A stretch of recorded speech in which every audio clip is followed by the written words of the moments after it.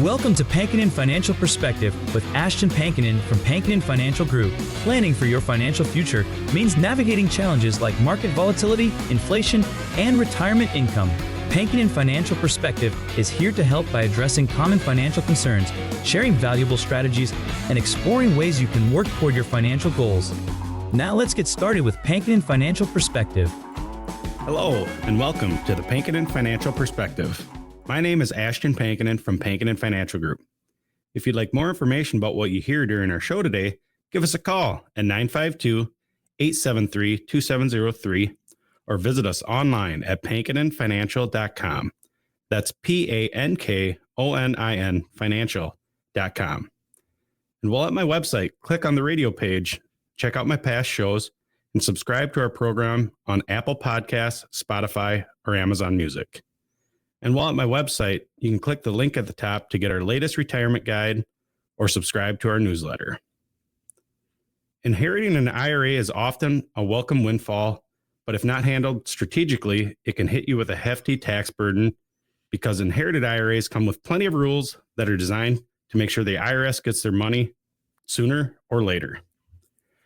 During today's show, we're going to address inherited IRAs, strategies, and some of the common mistakes you should work to avoid. But before we get into our topic, let me introduce my co-host, Tony Shore, who comes to us with risk-free and full of upside. Yeah, I'm risk-free. And I don't know if I'm risk-free. That's for sure. And thank you for the compliment, though. I love that. Full of upside. That's a very financially specific compliment today. Lots of upside with you, Ashton, Tony. Yeah. Well, I think you have a great topic for us today. A lot of people will be beneficiaries at some point in their lives. Most people probably will be. So understanding the rules and strategy steps is important. And as well as those leaving beneficiary designations, understanding that aspect. I know we're talking mostly about inherited IRAs and being the beneficiary of an inheritance. So really quick, before we jump into the topic, you've got the title to the show. I know we're calling it Beneficiary 101. It might be a little misleading. A lot of people out there, Ashton, also need to know. So we'll just address this really quick and then jump into our topic. What you need to do there are a lot of mistakes that people make with beneficiaries, like leaving money to their loved ones and their family and their spouse. So making sure you have your beneficiary designations correct and updated, that's a big deal, isn't it? That's the starting point here, isn't it? Yeah, that's a good point, Tony. And, it's important to make sure all your accounts have beneficiaries listed on them. Transfer on deaths for certain accounts or most IRAs, 401ks, you actually have beneficiaries, life insurance policies, and make sure those are up to date. The number of times I've seen someone maybe with recent divorce have the wrong beneficiary listed still, or addition of a child, and not have that child listed if that's one of your goals. And so again, just making sure those beneficiaries are up to date. Yeah, there you go. And if there are major life changes, update those beneficiaries. And maybe you want the beneficiary to be a trust, but that only applies in certain areas. So you've got to make sure you're working with a trusted financial services professional like yourself, Ashton, to make sure you have a plan in place that incorporates this and have somebody who does this day in and day out look over it. I know you work alongside estate planning attorneys, tax professionals. And speaking of taxes, we're going to jump into this thing, and it has a lot to do with taxes. What is your tax plan? What is your tax plan? And this has to be a part of it, right? Inherited IRAs especially. So where do you want to begin? Yeah, so let's just start off with inherited IRAs, also known as beneficiary IRAs. But basically, that's when an IRA gets passed along to a spouse, family member, or someone you care about that you've listed as beneficiary before you pass. And so basically, now they have different rules that you can look at. Starting now is a 10-year rule for anybody that's been deceased after December 31st, 2019. So starting in 2020, if that person that is the owner of the account passed in those years, now we have a 10-year rule that we have to take that money out unless you're a spouse on there. And so that's one of the things we want to look at here is what are the rules for taking these monies out here. So Right. Right. And again, you got to work with somebody who knows the rules inside and out. That makes a huge difference. It's a reason to work closely with somebody like yourself. So we're going to dig into some of these rules. You mentioned the 10-year rule. It used to be you could stretch an IRA out over many, many years and many generations, even if you wanted, and pay no taxes or a little at a time. Whenever you take it out, you have to pay taxes, but you just pay a little bit at each time. But now you have to have it all taken out and all the taxes paid within a 10-year period, unless you're the spouse, right? correct. Yeah. So the spouse can take the IRA as their own IRA if they want. Sure. They do have the option to still take it as a beneficiary IRA. And the only time I've seen that maybe be the case is if you're under 59 and a half. You don't have to pay the penalty if you need that money in those earlier years. But yeah, so they can take them out in that 10-year rule.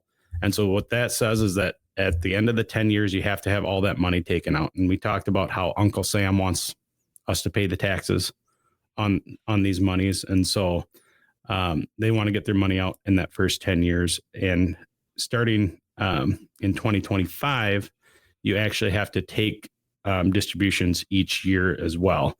And that's calculated differently depending on who the beneficiary is, age of beneficiary, age of the deceased as well, whether or not they're taking RMDs already or not. And so there's some different variables there, but basically you have to take a little bit out each year for sure. And then you have to have it all out after 10 years. Inside of that IRA, if you're not the spouse. Yeah. So there's basically a required minimum distribution that you have to take no matter how old you are. You're probably going to have to take some out each year.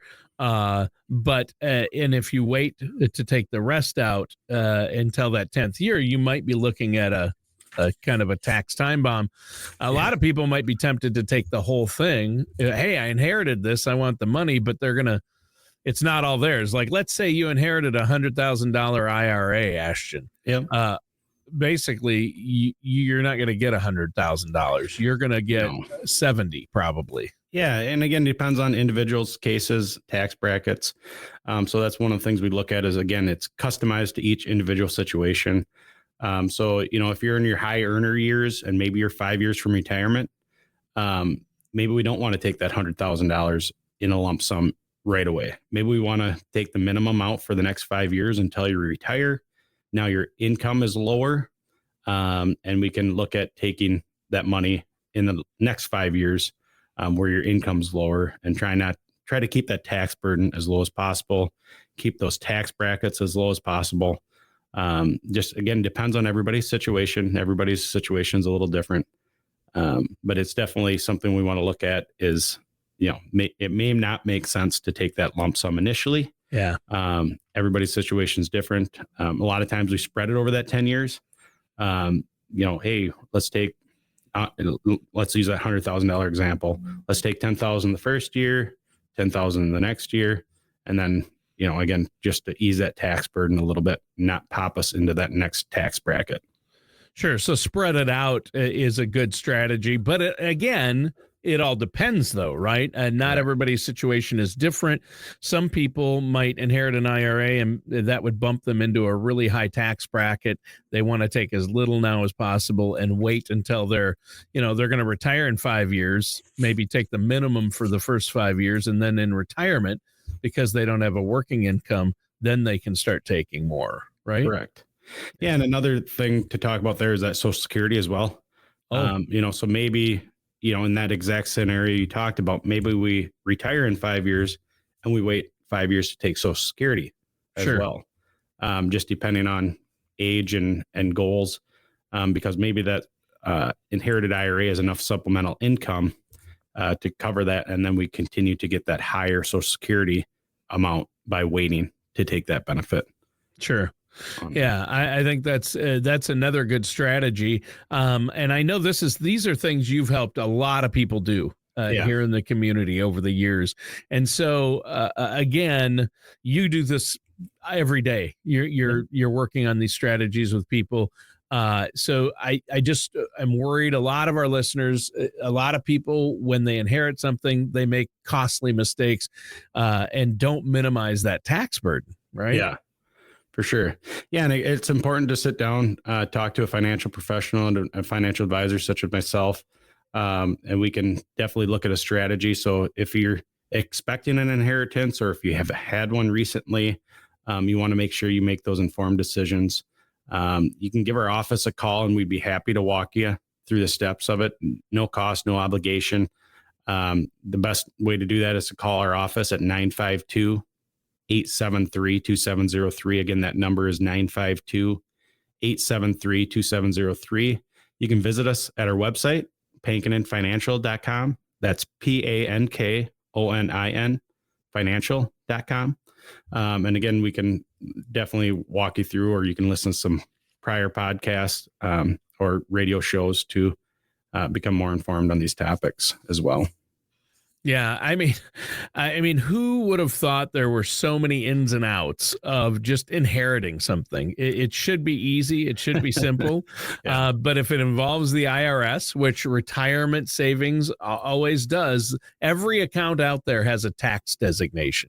Every time somebody gives you money or you inherit money or you are going to leave money for somebody, there are tax implications. And, we've talked about many aspects of retirement income planning and retirement planning, and taxes are one of the biggest topics. And people might say, you guys, all you talk about is taxes. Are you tax specialists? No, because here's the situation. Taxes are one of the biggest expenses, if not the biggest, you'll have in retirement. And they impact so many other things, right? They impact how much you pay in Medicare premiums. If you have too much taxable income, your Medicare premiums go up.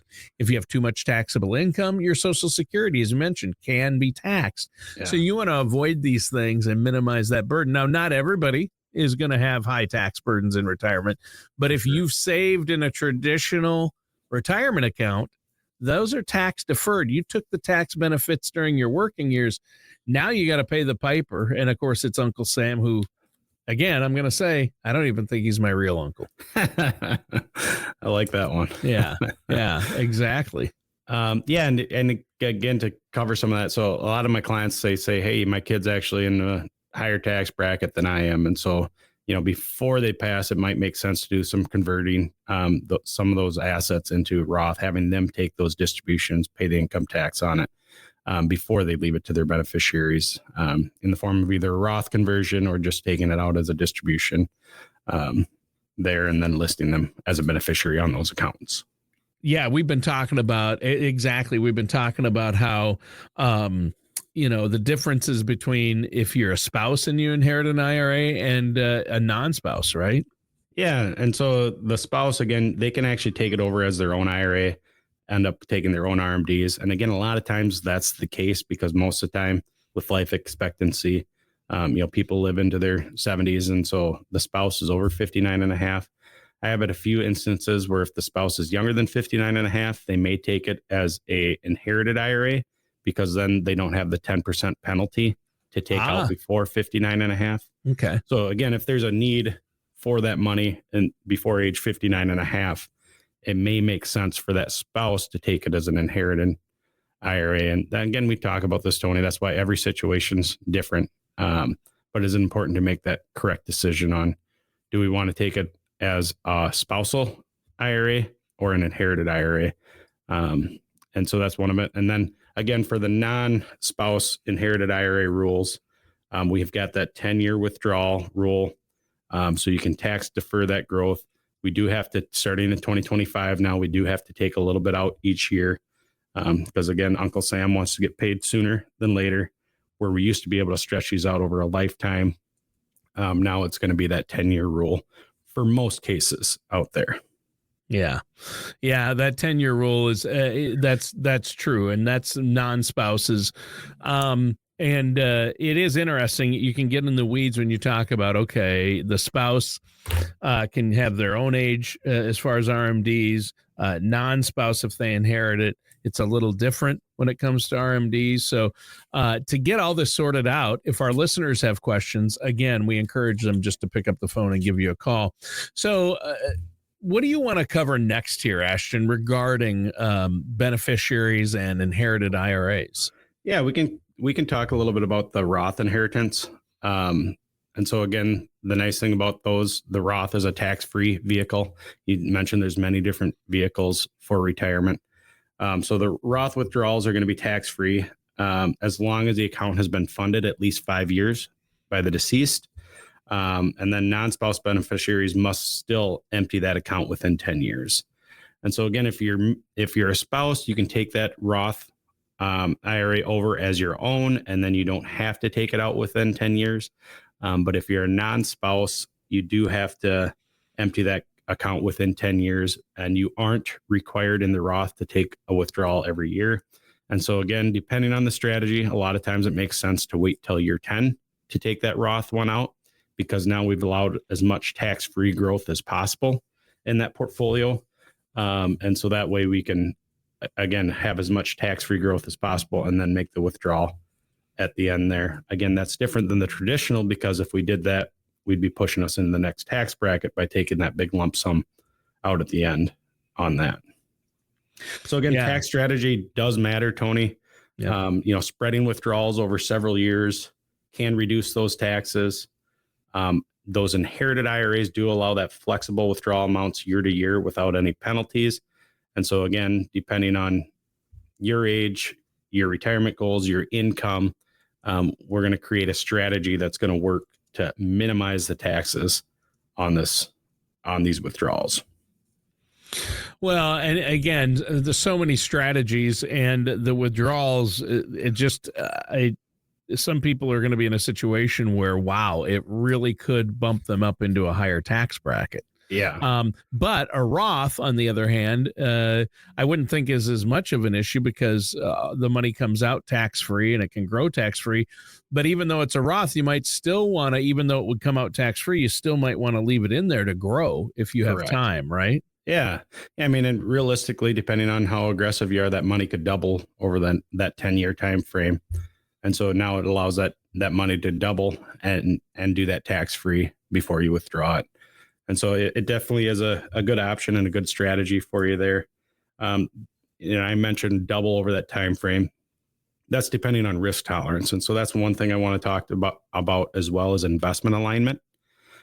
Just because you inherited this account from mom or dad or your spouse, whatever, doesn't mean that you have the same investment goals as them. Right. And so it's important to look at that portfolio and not just take over that portfolio, but make sure it aligns for your goals. Because realistically, your goals and your parents' goals are going to be different, because you have different time horizon, different risk tolerance. And so just because you inherit it from mom and dad or, a loved one, doesn't mean you have to keep that same portfolio. You probably want to look at what's going to fit your goals, your needs. Sure. As far as investments go. Right. I mean, some people, they might have, I know around here, maybe they worked for, General Mills or one of those. 3M's a big one. 3M. Yeah. And they have company stock. Their grandfather had 3M stock, worked there his whole life. So they're like, we got to keep that 3M stock. That's what grandpa would have wanted. But you need to make sure, not to pick on 3M, big companies in the Twin Cities like Target and Anderson Windows and 3M. If you have stock with a company you've worked for, that's fine, but you don't want all your eggs in one basket, and it might not be the best thing for you. So again, I like what you're saying there. Make sure you're properly allocated and diversified. You can't let emotions dictate where your investments are. Right. Yeah, I mean, I had a client who had a lot of 3M stock. He was actually an original board member of 3M. And I bet he did have a lot of stock, or they did. Yeah. Yeah. And now we're looking outside of IRA accounts and IRA beneficiaries. But again, you get a step up in basis when that person passes typically. And so then that stock, part of the reason we didn't sell it is he had such a large cost basis on it and he'd have to pay so much tax. And so again, we're talking tax strategy. And so if we're looking at non-qualified accounts, meaning not IRAs, not 401ks, not Roth IRAs, when a loved one passes and we're the beneficiary of that, we do get a step up in basis, meaning cost basis. And so there should be little or minimal taxes when we go to inherit those assets. And then again, if we want to diversify them out of all those individual stocks into a more diversified portfolio, we don't have to worry about that tax burden as much. And so again, it's important to meet with an advisor that understands these rules, can guide you through the rules, the deadlines. There can be penalties if you don't take these withdrawals out of these inherited IRAs at the right time. And so again, just making sure you sit down with someone who's knowledgeable on this, can sit down, understand your situation. I think it's really important. Yeah. Well, I think this has been a terrific chat so far today. Before we go on, let's let our listeners know. I know you offer a no charge, no obligation consultation. You love to hear from our listeners out there here in the community. How can they get a hold of you if they just have questions, or they want to get a second opinion on where they're at, or they don't have a written financial plan for their future and for their retirement? You can help them with that. How do we get a hold of you, Ash? Yeah, the best way is to give our office a call, 952-873-2703. Again, that number is 952-873-2703, or visit us at pankoninfinancial.com. That's PANKONIN financial.com. You can sign up for our newsletter, listen to past shows, learn about us. And again, I think it's important to reach out, sometimes even before that inheritance happens. If you think it's going to happen the next 5 years, maybe there's a strategy to help reduce those taxes ahead of time as well. Okay. Well, this has been a great discussion. I know you want to continue on this topic, but maybe we should switch gears and talk about what your thoughts are on the Vikings' chances this year. We want to make sure we work that into the conversation. You know me, I'm a huge Vikings fan. You are as well, I would assume. Yeah, I'm a big Vikings fan. Born and raised a Vikings fan. And so me too. I'm always very optimistic about the season, and I think we've got some real reason to be optimistic this year. I do too. Good. Yeah. Well put. Yeah. Well said. Don't hedge your bets there too much, but yes, I'm optimistic as well. I think we've got a great shot. I think our coach is a really good quarterback coach, so that could we'll see what happens, Yeah.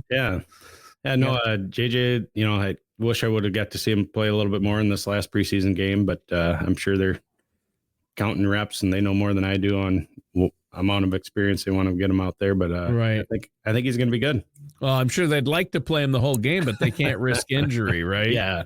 Yeah. For sure. Or letting him get too used to playing against fourth strings, So the first couple series, and then it's in preseason, it doesn't mean much beyond that besides, filling those gaps, seeing who's going to play well and filling those gaps. But that's for sure. Now, back to our financial topic. What do you have for us next?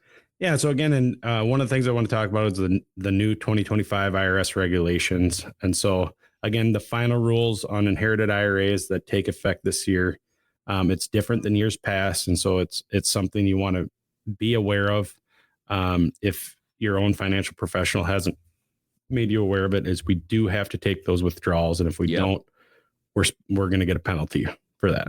Yeah. Nobody wants to pay that penalty either. Yeah. And again, we can't just wait till year 10 to take a lump sum. Nope. We do have to take those distributions each year, and that can be calculated. And again, a lot of times the strategy is just to take it kind of split between those 10 years, depending on your age, your income, that kind of thing. So if you're already retired when you inherit these assets, your income isn't going to change because your Social Security is going to stay the same. Pension income is going to stay the same. It may make sense just divide it over those 10 years anyways. But again, we are required to take a little bit each year out of those. And that depends on your age, dollar amount, and the age of the deceased as well. Yeah. Yeah. Yeah. I think that's really important. A lot changed in that Secure Act 2.0. And now it's 2025. It's actually taking effect this year. And I'm glad you're pointing that out. You have to know about this legislation. They keep moving my cheese is what I say. The IRS keeps moving the cheese. So you've got to work with somebody who stays on top of that. At the minimum age for required distributions has moved up, like you said, 73, it's set to rise again. That could change. Right now, that's where it's at.